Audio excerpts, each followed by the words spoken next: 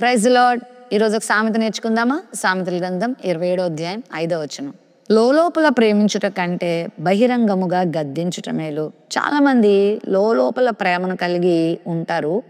అయితే తప్పు చేస్తున్న వారిని, బలహీనతలు కలిగిన వారిని గద్దించకుండా ఉండిపోతారు. బైబిల్ చెప్తుంది, నువ్వు ప్రేమ కలిగి ఉండడం మంచిదే. వాళ్ళని గద్దిస్తే వాళ్ళు ఏమైపోతారో, గద్దిస్తే వాళ్ళు బాధపడతారేమో, వాళ్ళు నొచ్చుకుంటారేమో అనుకుంటారు.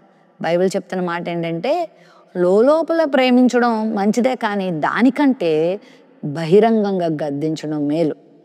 చేసిన తప్పును, పొరపాటును వారికి ఎత్తి చూపించి సరి చేసుకోండి అని చెప్పడం చాలా మంచిది.